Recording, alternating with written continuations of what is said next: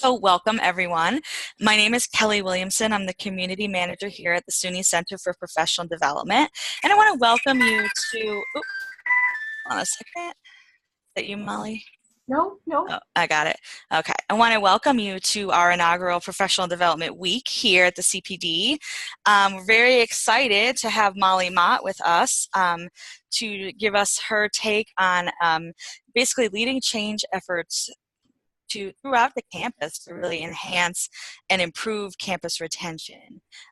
So just a little reminder again, you are muted, and if we're going to save our questions till the end, so please feel free to enter them in the chat box as soon as you have the question, or if you want to wait and let that, I think the phrase I was using earlier was marinate, completely fine too, just to let us know what you're thinking. It could be a comment as well as a question. We welcome all feedback at any time, and we'll try to accommodate all the questions that we can. If not, I will definitely grab your name and follow up with you afterwards, and we'll either provide myself with an answer or Molly with an answer. So just a little note about our Professional Development Week. We're partnering with our vendors and friends to really present 5 webinars that focus on the areas of growth and development. And so here's me, my contact information. This idea really came out of the concept of what individuals see as professional development. So is it technical, is it personal?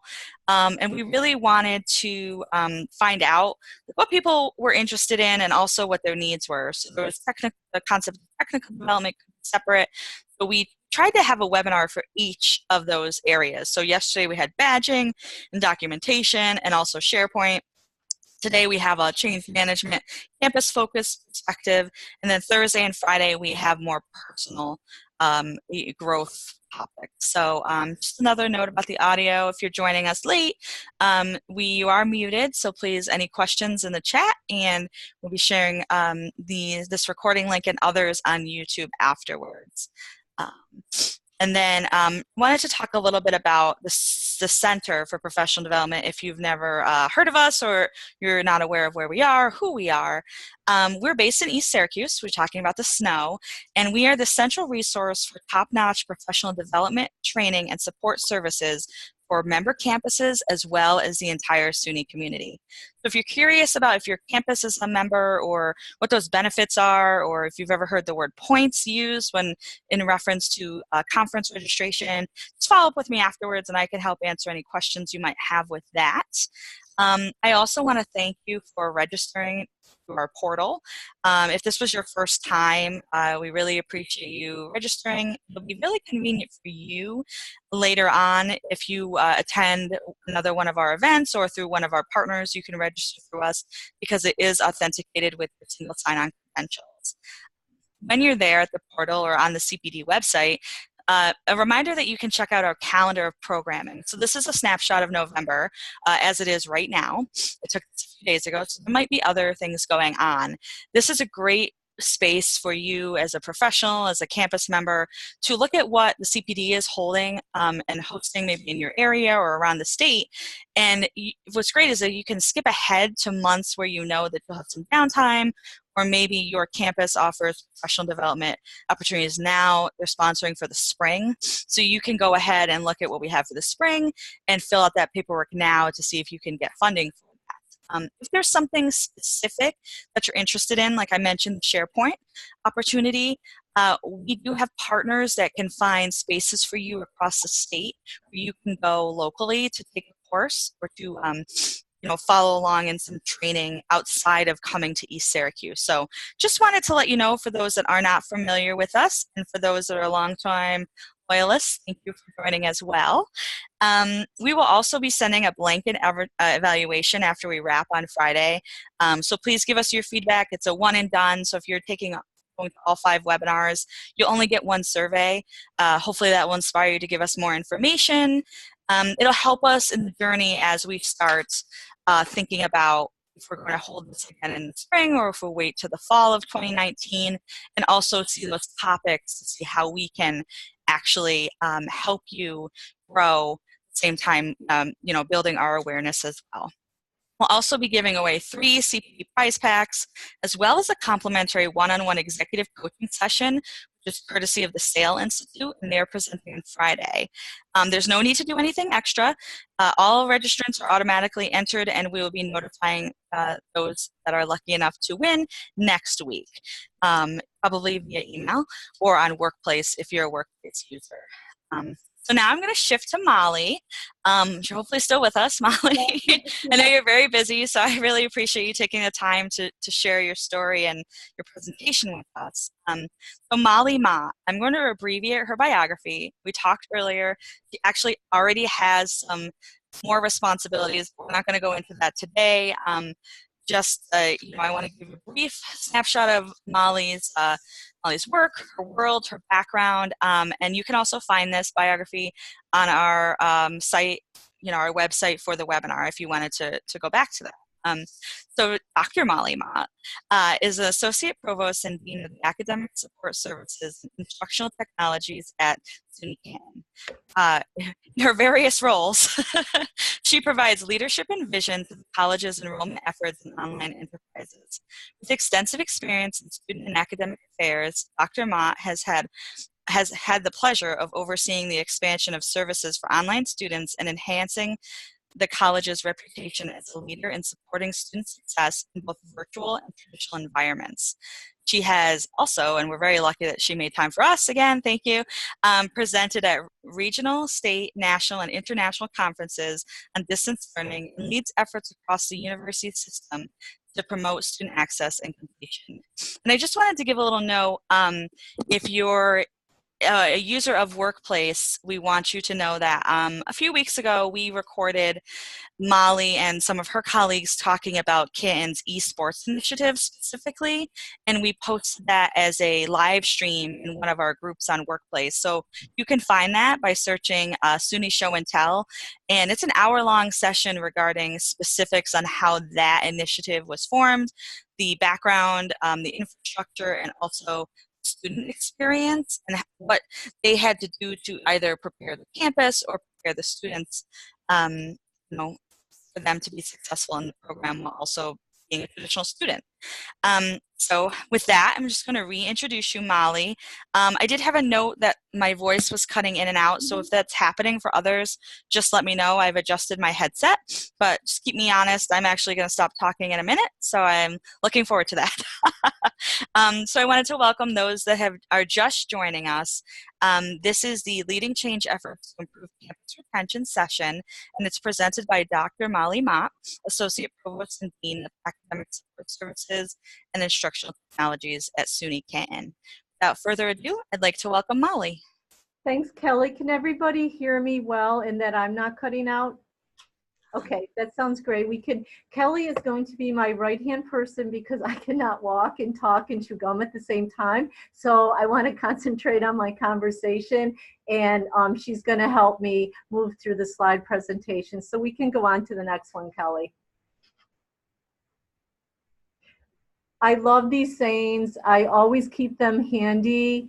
I love the one about the pessimist because I'm an optimist, but I do rely on my colleagues who are pessimists to make me see the things that I don't often see in the beginning, the devil advocate. But I really think these capture well the spirit of change. The bottom one, change happens. I don't know who that's attributed to, so I'll claim it because everything is reduced down to change happens. So we can go on to the next slide, Kelly. Oh, the backstory. So I do want to give you some backstory to change and why it will inform this discussion. This is my 30th year at the college, and change has been a part of my entire career, whether I wanted it to or not. And every single position that I've held on the campus is the result of change and the campus rethinking what it's doing. So when I was first hired at the college, I was hired as a veterinary licensed technician. The college had never had that position before in its vet tech program, so that gives you the opportunity to shape it. I started out by shoveling cow manure at the college farm for 5 years. So sometimes I feel like I still have different piles, but that's the root of my employment. And the reason why the cat is there, because it represents the passion that actually initiated a lot of change on the campus. My area of specialty was companion animal behavior, and I was very passionate about sharing how dogs and cats act so that they would not end up in the shelter if people understood their behavior more, and our students did. So I wanted to reach more audiences beyond just beyond my face-to-face students, and that's, oh, is everything okay? Yep, you're all set. And so we dipped our toe into online learning in 1999. So it was one of two courses that were being taught online for the entire campus. It was companion animal behavior. And from there, I actually taught the course online, face-to-face, and over video conferencing to all the tech sector schools at the same time in one semester. So really getting used to changing quickly the medium of instruction as well as the content. So from there, we created the Director of Online Learning position. We had never had that before, to grow our online offerings. And then from there, we created the Dean of Academic Support Services, because we previously had never consolidated support services, including online learning, under a leadership role. And that really worked well for advocacy of those services. And then from there, a couple years later, we consolidated into a VP position our student affairs and our support services, which was a wonderful interrelated effort that we did for several years that I served as VP. And then from there, we created the associate provost position that took the support services, married them to the technology, and included admissions. And oftentimes, you know, on campuses, admissions really is siloed, or it's under one specific area and it's been in different areas. But by marrying that effort of enrollment to the academics and to the support services, we were so able to leverage resources and really improve understanding. So you can see I've never been in one place. I've always been, had those opportunities for change based on how we can actually advance the college. So the cat is the backstory. We can go on to the next slide, Cal. So some observations from these experiences. I learned a lot of things along the way. Number one, change is contextual. It really matters what the situation the change is happening in and what the change is about. And I think about the context. I can change on a dime at work. I can change my role. I'm very fluid about that. It's not a problem for me at all. However, I don't move so seamlessly with my daughter. I've been, you know, grieving her graduating from college since the day she went into kindergarten. So in one context, somebody can really accept change well. In another context, not so well. The other thing, and this is my favorite saying that I learned from my colleague, there is the thing, and then there is the thing about the thing.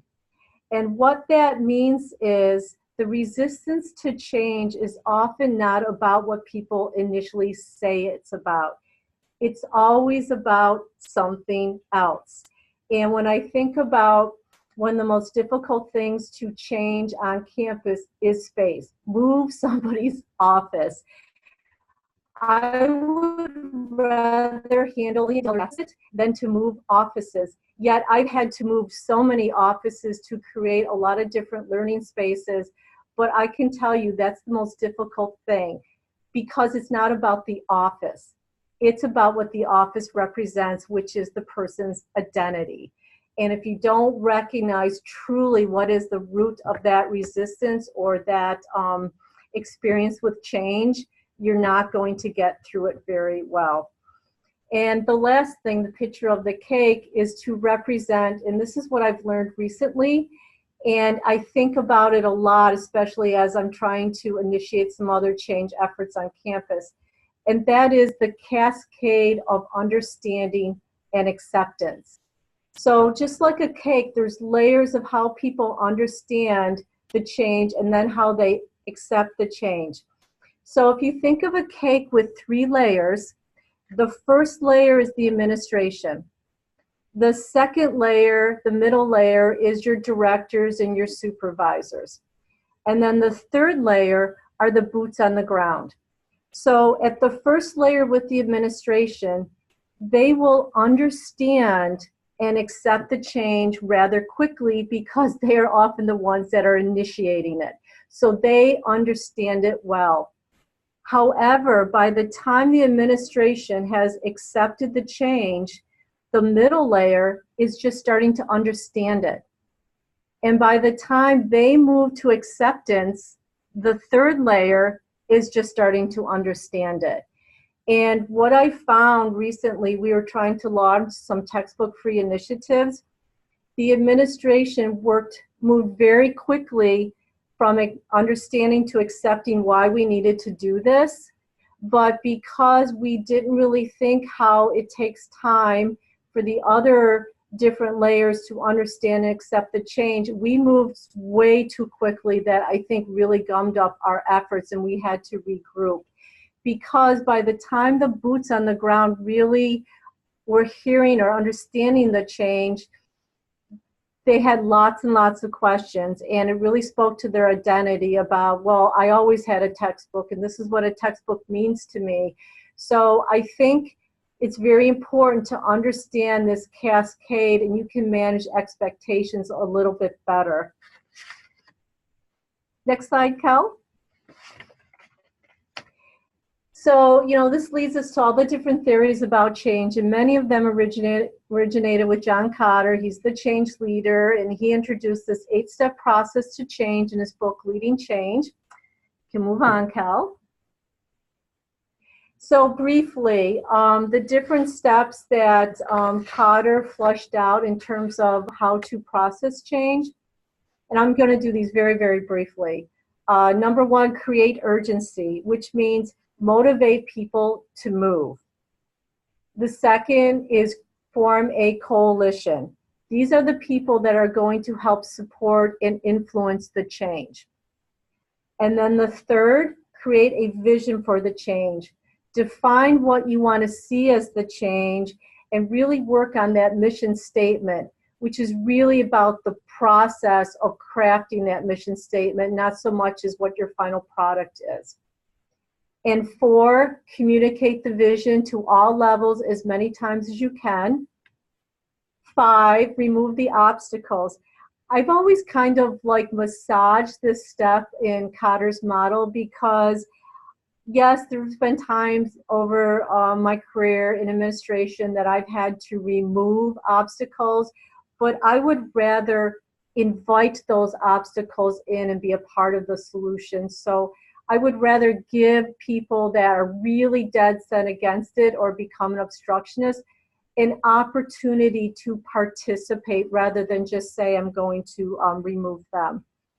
And 6, create short-term wins, which is to recognize when you're moving towards that goal and you want to reward that traction in that effort. Number 7, build a habit, which is basically your cultural change. And then number 8, anchor the changes, which is make them sticky because you just don't want them to be here today and gone tomorrow. However, this is what I found out. Reality of following these steps in this very nice, orderly fashion is really not that tidy. Much like other things, you can interrelate the steps. One can come before the other. So it's not that little package box that you would see. The second thing is emotions are messy. And human nature will always creep into that process of change and take you on trajectories you didn't anticipate. So I think it's about understanding that emotions are messy and that things can take turns and be flexible to them to kind of roll with that resistance. And then third, these steps are just tools. And when I think of them as tools, what I'm trying to do is to be mindful of them so that they will support that change and they'll set me up for success. So I will look at those different steps, and then I'll embed them in my experience and my observations about change.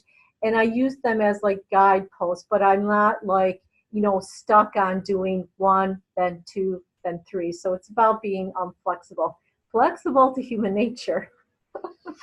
Okay, Cal. So that leads us to how do we move the dial on retention, which was a significant change effort for SUNY Canton. We, didn't have the retention percentages or the graduation rates that we really wanted, especially for the 2020 SUNY metrics.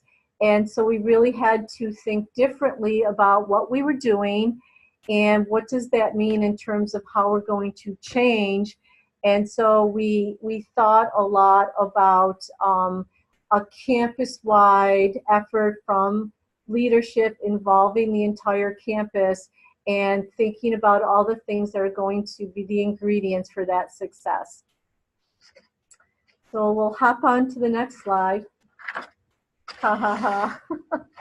So if you notice, our mascot is a kangaroo, which we are in the North Country. And in the North Country, they don't have kangaroos.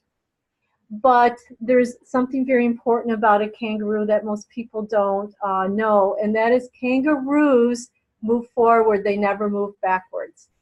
So by adopting this mascot of a kangaroo, which we actually did before we started these retention efforts, but I think it just feeds into our culture of trying to move forward and accept and adopt change. So we're moving forward with Rudy. But I just wanted to give you a little context because, as I said earlier, understanding the culture and the context is very important if you're going to initiate change. So we're in Northern New York. You can call it the North Pole if you want. We're an applied institution. We have laddered programs where students can go from 2 to 4 year, heavy on nursing, vet tech, engineering sciences, applied psych, etc. So we are really a campus that has a mix of selective programs, so usually students with high academic backgrounds, as well as access. We're in St. Lawrence County, and there's not a community college in St. Lawrence County, so we are the default. And so we do have a mix of varying levels of academic preparedness. But our mantra that we adopted in the last 4 years that supports our whole effort of moving forward is the simple statement that we say all the time and we put in as many places as possible. And that is helping students achieve their full potential, both personally and professionally, as our vision. If you look at my signature on my email, I put it there. Whenever I do a presentation to a campus or an academic school, I lead with it. Two, it's ad nauseum, but it really gets into everybody's mind of why we are here. So we'll hop, because we're kangaroos, to the next slide, Cal. That was a good one. So how do we do this? How do we lead change across the campus, especially when we want to move the dial on retention? So taking Kotter's steps, we simmered them down, made them very something that people could relate to, and then we placed them in our context, which is, how we think of ourselves as an institution, both access and selective, and our culture of how we think about change. And then we use those steps to kind of rethink what we need to do as an institution and who we are as educators. So we'll hop to the next slide. Probably going to overuse that little joke. So thinking about our culture, how do we go from there to here? And within the last 4 years, we have made a transition in our culture. Initially, I would hear a lot for many years, just get better students. We just want better students. The reality is, and we all know this, is there's changing demographics. The students aren't graduating in the volume they did from high school, that the enrollment landscape across the state and the nation is different. The growing demographic are underprepared students. So you had a culture where just get better students to getting people to understand the world is different. The previous culture that I grew up in as well, look to your left, look to your right. We saw our role as weeding out students versus educating the students that we have, because that's what retention is all about. Oftentimes we think of losing just first-year students, but we know that we lose a third the first year. We lose a third the second year, the third year, the fourth year. It's not just the freshmen that we lose them throughout their 4 years here. And that's when we really started to say it's a lot cheaper to retain students than it is to recruit students. So let's focus our efforts on retaining the students that we already have. But that was a big culture shift, because we're asking people to go from that role that they had previously occupied of they're not ready for college, they need to go, to they're here, and now it's our obligation to get them to graduation with shared responsibility. Previously as well, we spent our time in ways that help them to leave versus ways that help them to stay. I always use the phrase, no soup for you, because, you know, sometimes administrative and bureaucratic processes for enrollment can get in the way of students. And oftentimes we get, I would say, impatient with, well, they didn't do this on time. They didn't apply for next semester on time. They didn't register on time. They didn't send this in. But they don't do that all the time for it to really be a habit. And it seemed like some of our administrative processes would have academic penalties.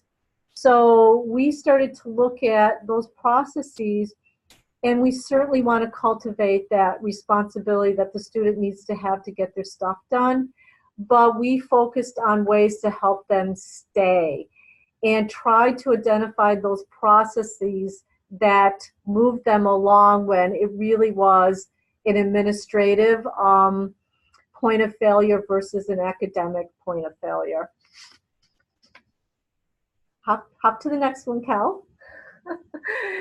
So taking Kotter's change model and the 8 steps in it and applying them to campus retention, I'm going to tie his steps to some of the strategies that we actually use to move the dial on our retention. So in terms of creating an urgency, it was really to motivate people to change. It wasn't enough for admissions to say it's more than just getting good students. The world is different now and we have to think differently.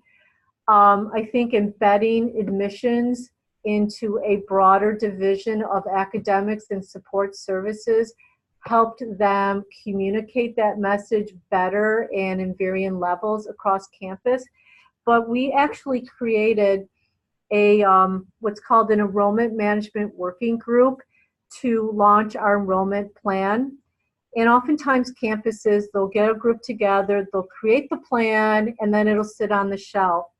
And we didn't want to go through that direction. So what we did is we created the group and we created subgroups. And the subgroups focused on filling academic programs, which is the recruitment, keeping those programs full, which is retention, and then creating new seats, which is the academic new programming. And we use this enrollment management working group as a vehicle to create that urgency, because the individuals that populate that group are campus influencers. And so we had a broad representation, but we kept it small enough so that it was very effective. but we use that vehicle to actually have that dialogue. So number two, a coalition. That is actually the enrollment working group, because these are people that do influence. They're the campus leaders, and sometimes they're just people, they may not have a certain title, but they have a lot of influence. The people on your campus that others listen to. And I included the devil's advocate because, like we said earlier, you want to invite people in instead of right away saying, well, they disagree with us, so let's marginalize their opinion. Invite the devil advocates in, because they will give them credibility that once they understand the information and you can share it, they will be your most positive proponents. And number three, create the vision. And I think we're pretty clear about our vision for change. Our SUNY metrics were not positive the way we wanted. We knew we had to improve that percentage, so our vision for change was to improve our retention. Communicate that vision. Once again, it leads back to creating that coalition that's going to be able to talk about it. And we set it up so that the enrollment working group reported to the provost's office, which is the designee for the president's strategic vision. So the work of this group was shared with our executive cabinet across campus of campus leaders. It was shared with our VP group of the top administration. It was shared with all the directors across campus. The faculty and the staff on the group were ambassadors for all the schools. So we made sure that the work of this group that was going to advance our retention and enrollment would have an impact and a voice that would be, you couldn't escape it on campus. And I think that's really very important about communicating your vision. In terms of removing obstacles, once again, we thought about this differently. It's about adding value instead of just removing those individuals or diminishing their voices that are maybe object to the change or be resistant. Bring them in, because their opinion is going to strengthen actually your change effort. And so we thought of all the things that we could do that would add value to our efforts. And you can see that link right there. You're welcome to go to that webpage. What it does, it consolidates all of our retention initiatives that have been tied to this change effort. And in terms of adding value, we created, we called it the big ideas. And we knew we had to engage the faculty in this change. So number one, we had engagement efforts that included collision points, as I call them, opportunities for the faculty to work with students, to engage with them outside the classroom. And so we threw some money at it. It's not that much money, but it had a big effect. We created an academic student engagement fund so that faculty and staff could apply for maybe $100 to do something with their students outside of a class that was tied to one of the learning outcomes. And then we also created what's called $5 Fridays. So on Friday, staff and faculty can take students to our dining center for $5 as a way to get them to engage. So those were little efforts, little engagement efforts that did not cost a lot of money, but they added value and they helped support the change effort. The other effort we did was proactive advising. You know, oftentimes we call it intrusive advising, which we kind of twisted it a little or shaped it a little to proactive advising. And we launched what's called an engage, not engage effort at the third week of classes. So what happens at the third week of classes, the faculty identify the students that they think are engaged, whether it's showing up to class, acting engaged. It's kind of like informal, but the students that are engaged in your class or not within the first 3 weeks. So we captured that, had them put it in a system so that we could identify non-engaged students and then do some personal intervention with them. And then the third piece of the value that we added was cost reduction efforts. And we had our provost give a certain amount of money to our library to buy textbooks. So we know this is a big financial obstacle for students. So we have, for all of our high enrolled or difficult courses, all of the textbooks on reserve at the library. And then we've coupled it with our OER effort as well to reduce costs to students. So those three big ideas of engagement efforts, proactive advising, cost reduction, were all the value that we added to our steps. So then we wanted to create short-term wins. And really, I think this is all about being thoughtful and paying attention to what people are doing, whether it's fancy or not, or things that go under the radar, but anything that shows that the change effort is taking hold, anything that shows that people are moving towards that goal. And oftentimes those are the small things.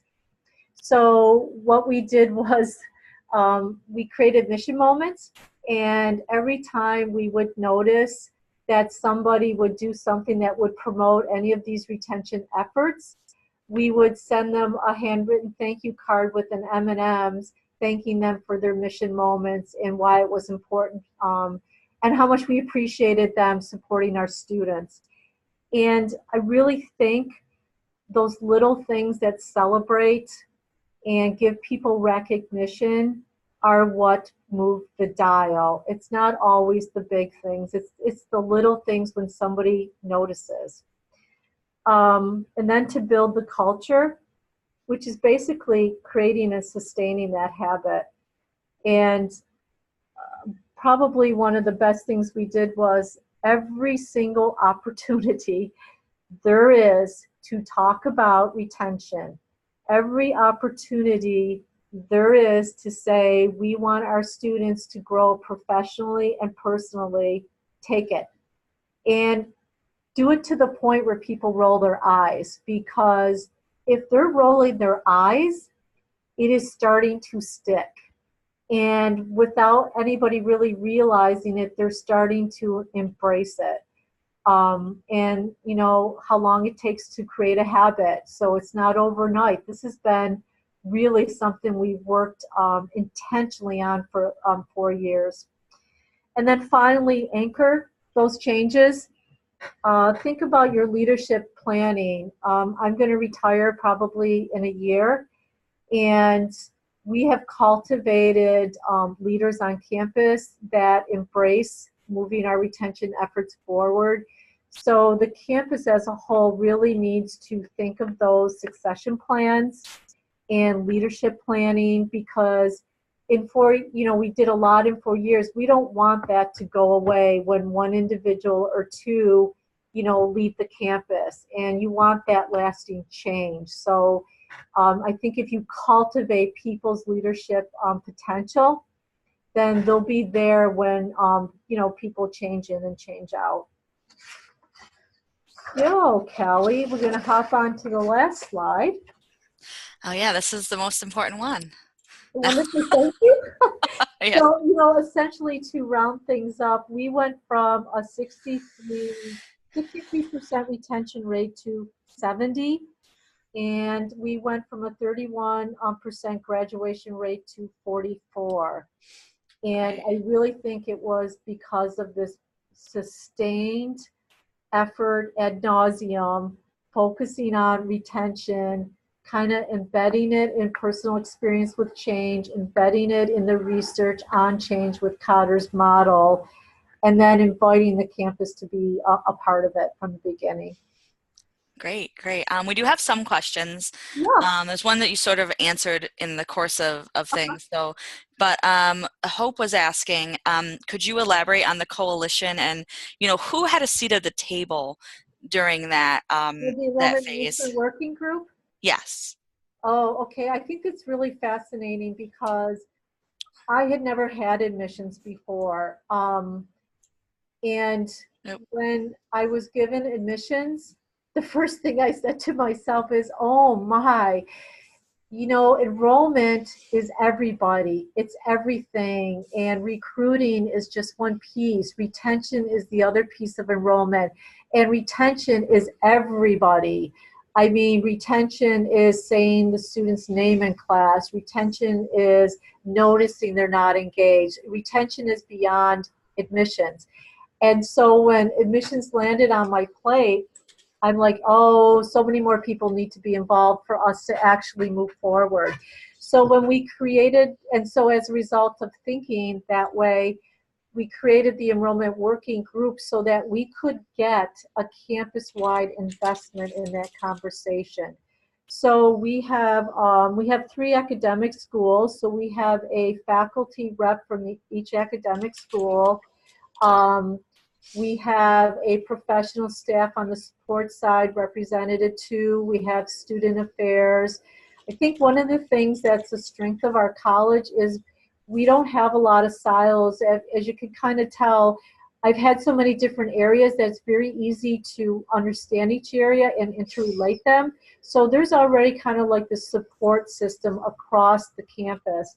So it was a very broad-based representation, and the academics were critical because when I first when I first had admissions graciously given to me, there was a real disconnect, and I don't think the academic community and the admissions community were really on the same page. It was basically get better students, and admissions is saying it's a little more complicated than that. And this group was a way to bring those perspectives together and get people communicating where we never really had that bridge before. So I just think if you create a group that's not going to be just create a report and have it put on the shelf, that you actually commit to meeting all the time and having deliverables and supporting their work and celebrating their work and sharing their work is just really important. Last year we had the academic subgroup of the enrollment working group. When we put forward our recommendations, how rewarding was it for them, for the campus leadership, to actually take those recommendations and run with it? So when people see their ideas actually go forward, I think that's what really supports the change effort. Did I answer your question? We'll see. We'll let them come back. So you referenced some metrics and moving that dial. Yeah. Can you elaborate on the time? I mean, you gave us the metrics, but what was the time period like that you were using as your base? So like, was it 2 years, 3 years? Oh, I would say for the graduation, those are 2015 graduation rates, and the retention, it was fall 2016 to 17, which showed the 7% jump. Before that, I think we were actually less than 63%, maybe it was 53. So we really had a lot of work to do. Mm-hmm. And so it's really been over the last 4 years that it's been the intentional effort of the last 4 years that make an impact. Okay. Um, and every student was valuable in retaining, and I think that's what did it. Mm-hmm. Great. So backing up to the plan, Uh-huh. using Kotter and his steps and Mm-hmm. applying that. There was a question about like the length of preparation that you had or that you did, and then what was that process like to say like I'm going to use the Kotter's theory, or did you actively search for that, or was it something that sort of fell in your lap or you were already a fan? So this is confession. That's fine. We're friends here. So we were having a dean's retreat with our colleagues, and we wanted to really launch the retention vision and kind of get that clarity from the beginning. And I had always heard about Kotter's retention model, but to actually intent to actually apply it, that's when I really first started doing it, because I thought I needed to have more of a plan about what are all the strategies, and I didn't want any missing pieces. So I would say we had the cart before the horse a little, but the Dean's Retreat allowed us to kind of get our footing a little better and to create that structure and that planning. And what I found is we already did a lot of the different changes and steps in this model, but it emphasized the importance of considering them all. And then when we thought of our previous missteps over different change efforts over the years, I can see where we fell down based on not being mindful of some of these considerations and these steps. So, you know, we're not as intentional as I like to have said that we had this plan and it was a get-go. It really kind of came together at once. Gotcha. I'm playing with all my annotation time things. Confession time. But So, you know what? I would never now initiate a large change effort without consulting this model first and laying out some things that I could do related to each step that would help. well, We just happened to do a lot without knowing we were doing a lot of them. right. No, I imagine. So question about if you had goals to like actual numerical goals to Yeah. improve retention and graduation, and if you had those, like how did you set those? I mean, that's like a whole presentation in itself, but you know, you have been there a while, Yeah. right? So if you could just draw on how you looked back and gave yourself some realistic goals. Right. I think a lot of those goals came from the discussions that all the campuses had to do the SUNY performance metrics several years ago. And at that time, when we were crafting our own, you know, it was based on where we were before, where we'd like to be, and then trying to use data to reasonably decide on what would be a good goal to have that would work for the campus. I think we were optimistic. But if you look at our SUNY performance metrics, we have as a 2020 goal a 73% retention rate. So to achieve that 70% right now, you know, means we're moving towards that. But I think all the campuses went through that several years ago, and we all kind of did our best to create those metrics. Great, great. So a question about the interventions that were tried with the 3-week non-engaged Yeah. students. Uh-huh. If you could elaborate on that, and then also, do you have any that you can reflect back and say, like, this didn't work? Yeah.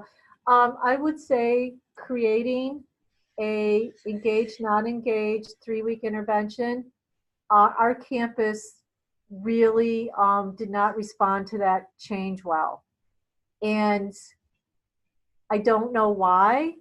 Um, I I think we got tripped up in defining what engaged, not engaged meant, because I think people wanted to have very specific definitions, and that's really not possible, because the whole goal is basically to say the first 3 weeks are the most critical.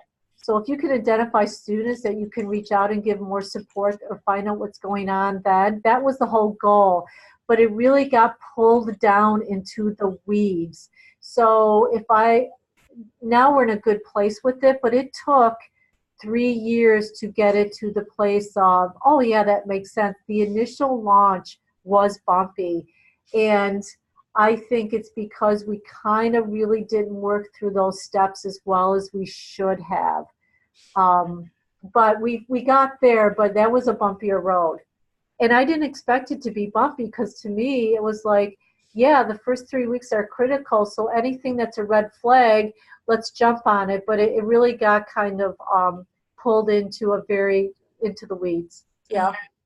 Great. So with that, talking about like the concept and who gets to set the record for the engagement, were there anything special dispensations looked at into underrepresented backgrounds? And if so, and if not, were there any strategies that you recommended for faculty in the classroom that might have been different than So staff? in terms of addressing the growing demographics of underprepared students, is that really Underrepresented, historically yep, underrepresented. Yep. yep. Well, I mean, we're a campus that has, this isn't new to us. That's why we have such a strong support service area, because we have been serving as an access student, an access mission from the beginning.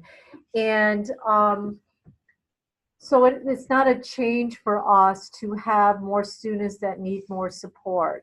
So we had those strategies in place. It was more about just creating that campus culture of, just because our GPA for admissions is 75, we still have the ability to, I've seen students with a 70 high school GPA and become rock stars when they get to college. So it's kind of like breaking that cultural assumption about who students are based on past, things that happened to them. Hmm. But I think as a campus, we've always been there.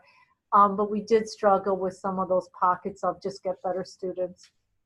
That makes sense. Mhm. So question about tracking. So with that engaged, non-engaged student success outside the classroom and Mhm. inside, Yep. what did you use? Like, was there software or who was cataloging or how was Oh, the the engaged red line? non-engaged.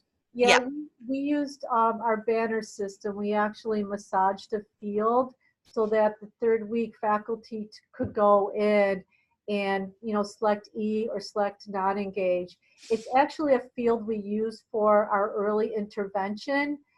It's just that we make it a campus-wide priority to say this is the third week.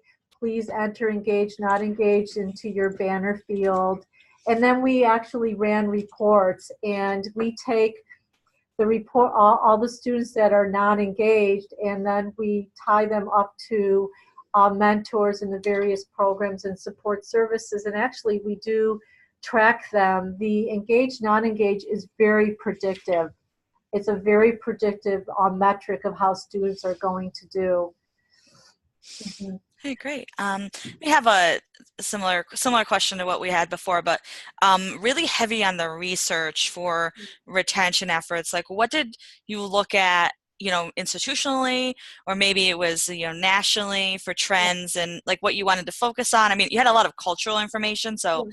don't shy away from that. And then, Right.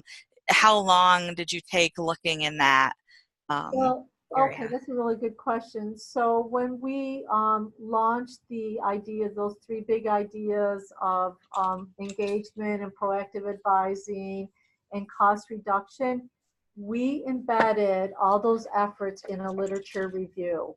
We tied everything that we wanted to propose in the research literature, and we made that a priority in our communication because it's very important. I mean, we work at a college, we're scholars, we should want to support what we say with research. And we knew if we could make that a priority, that this is all embedded in best practices and the research literature, that would get a little more, that would get more credibility, that it's not just throwing spaghetti at the wall.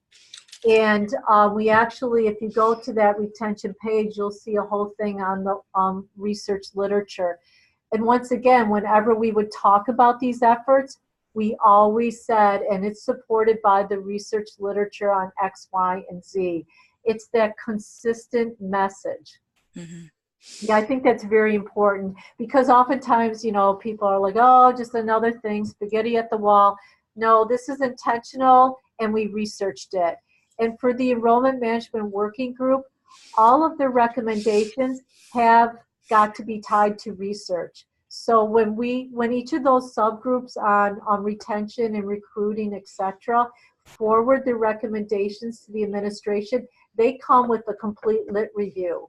Mm. So once again, that gives a foundation for, we're not just doing this because we think it's a good idea. Yeah, I'm gonna try to go to the URL and we'll see what happens. This last one of our last questions probably. Talk about how you specifically use that integration of the 3-week engagement Mhm. metrics and responses to your online students. Oh, Uh, you mean in terms of tracking online students like, that, was there any difference and how did you approach them? Because, did you use the same metrics? Were there well, we don't similar? differentiate, we didn't differentiate. We treat our online students like our face-to-face students. Okay, And so faculty that teach in our fully online programs are teaching an online course. They do the engage, not engage the exact same way. And they, evaluate it on, participation discussions, assignments, etc. gotcha. That's good. And do you have mentors for online students Yes, or students yes. in general? We have, for our academic recovery students, which is our other campuses call it academic probation. We'd Mm, rather be a little more optimistic and call it recovery. And we have mentors for each of those students, including mentors for our online students. great, Yep. great. So I was there, okay. Oh, that's so interesting. I just put up the lunch at Yeah. Cheney, $5 Fridays. What was the response like specifically for this and also the funds? Like, did you get a big response or were Oh, people yeah. slow? Okay, good. Oh, no, I would say probably every week we have about 10 faculty because we keep stats. They sign in there and they also write down how many students come. So the faculty, maybe 10 a week, 30 students a week. It really adds up over the semester, and I would say it probably only cost us less than $500. But the opportunity to sit and eat lunch with your students, one of our TRIO programs, it's a support program by the federal government. They actually use it as an advisory board of Mm, students. So the students have lunch with the staff in the TRIO program, and they bounce ideas off, and they've done a lot of different creative things based on the student ideas. And great. so the engagement fund, that's really ramping up as more faculty here. Hey, I could get $100 and I can have a pizza party with my students and we can talk about something in our class that we want to talk about in a deeper way. And when you take it outside the class and create those collision points, I think it really adds to the in-class success. Great. So question about the handwritten letters Yes. from and to who? So I have really bad handwriting. So my administrative assistant was gorgeous handwriting. And you can keep going down, Kelly, because I think the lit review will be down there.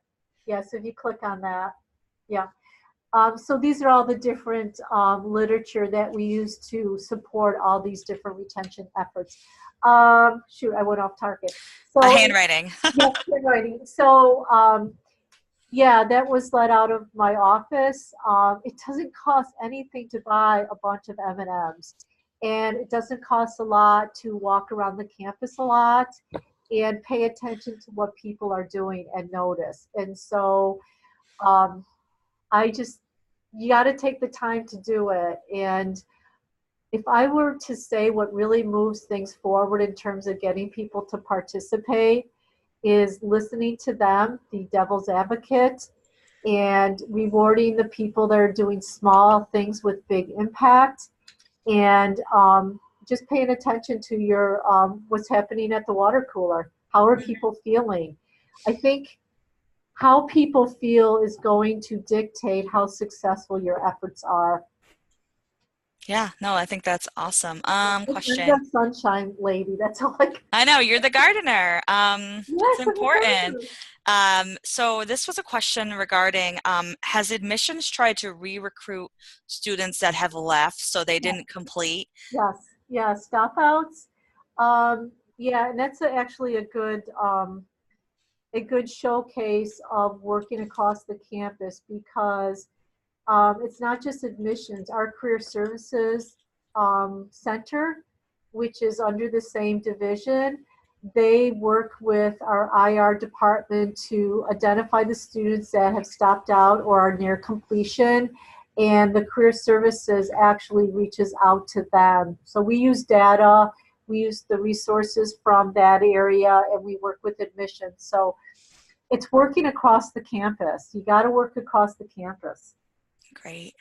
I wanted to see, so that was a question, an attendee had commented that that's similar to what they're experiencing. Uh, there are plans to track that, I'm assuming, as well. Great, great.